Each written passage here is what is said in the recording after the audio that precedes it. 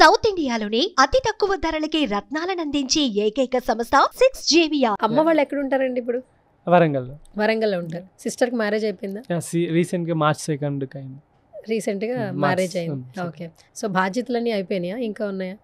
బాధ్యతలు అంటే ఇంకా ఎప్పటికి ఉంటాయి, బట్ ఇంకా ఉంటది కదా, ఇంకా చాలా ఉంటాయి కదా. సో ఒక ఇల్లనే కొనుక్కున్నారా?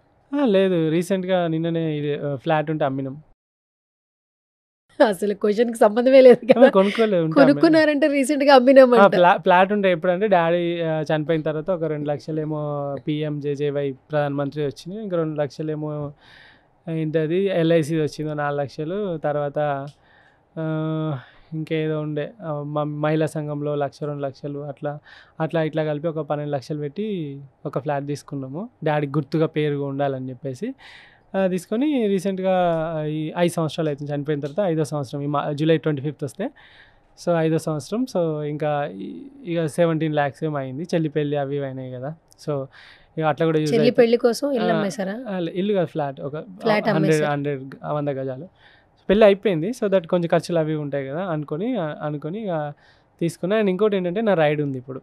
కాదు, ప్రతిసారి రైడ్ వెళ్తున్నారు, వీడియోస్ చేస్తున్నారు. ఇక్కడ కరెన్సీ వేరు, అక్కడ కరెన్సీ వేరు. మీరే అన్నీ పెట్టుకోవాలి. మీ లైఫ్ స్టైల్ మీరు చేంజ్ చేసుకోవాలని వెళ్తున్నారు. ఆ రైడ్ ఖర్చు కూడా చాలా అవుతుంది. మీకు మనీ ఎక్కడి నుంచి? ఇప్పుడు ఫ్లాట్ అమ్మింది అందుకోసమేనా? ఇప్పుడు 35 లక్షలు అవుతాయి రైడ్కి. 35 లక్షలా? ఇప్పటి వరకు మీరు రైడ్స్లో ఎంత ఖర్చు పెట్టారు? మొన్న 40 లక్షల దాకా అయింది. అంటే అంత ఖర్చు పెట్టిన తర్వాత హ్యాపీనెస్ కోసమే ఇదంతా? ప్యాషన్ అంతే, ఇంకేం లేదు. ప్యాషన్ కోసం 40 లక్షలు ఖర్చు పెట్టారు. ఖర్చు అంటే 40 లక్షలు అయితే నాకు కూడా తెలియదు. వెళ్తూ ఉన్నా, యూట్యూబ్లో నెలకు 1 లక్ష వస్తుంది. ఇన్స్టాగ్రామ్లో ఎప్పుడైనా, చాలా రేరు, నేను చేయను ప్రమోషన్స్. ఏదైనా పనికి వస్తుంది అని అంటే జనాలకి ఏదైనా చేస్తా అంటే చేస్తా. వాళ్ళు లైక్ ఒక 10-15 అంత ఎక్కువ కూడా తీసుకోను నేను. 10-15-20 అంతే లాస్ట్.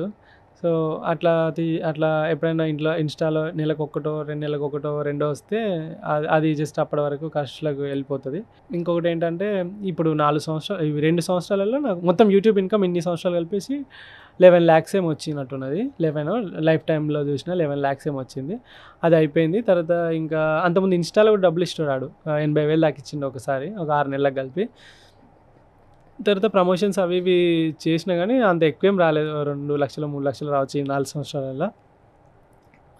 తర్వాత ఎవరైతే పీపుల్ ఉన్నారో, ఇప్పుడు ఆస్ట్రేలియా వెళ్ళాను. ఆస్ట్రేలియాలో కింద గ్రేట్ ఓషన్ రోడ్ నుండి పైన బ్రిస్బేన్ వరకు దొక్కాను, అరౌండ్ 3000 kilometers. ఈ 3000 kilometersలో నాకు కొన్ని వేల మంది పరిచయం అయ్యారు.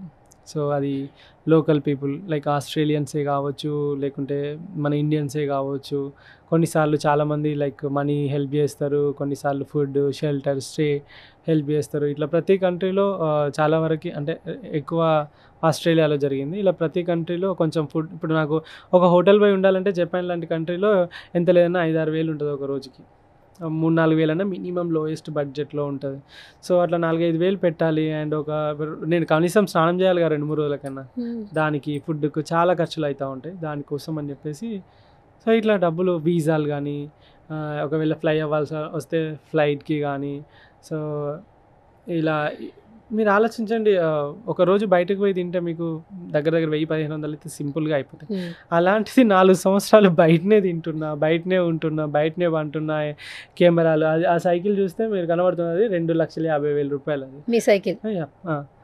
దాని సామాన్ అవంతా దగ్గర 10-15 లక్షల సామానే ఉంటుంది దానిలో. Cameras, drone, iPad, GoPro, Insta 360, hard డిస్క్లు, డ్రైవ్లు, ఇంకా వాటికి సంబంధించిన కిట్లు, ప్యానియర్ బ్యాగ్స్, ఆ ఫ్రంట్ ప్యానియర్ బ్యాగ్స్, ఆ టెంట్ ఒకటే 50,000 రూపాయలు, ఆ సీట్ ఒకటి 18,000 రూపాయలు. సో దట్ అలా ఆ సైకిల్ కాబట్టి అది బతుకుతుంది అన్ని వేల కిలోమీటర్లు. సో దట్ అంటే ఇదంతా కూడా ఈ ఖర్చే అన్నట్టు అది.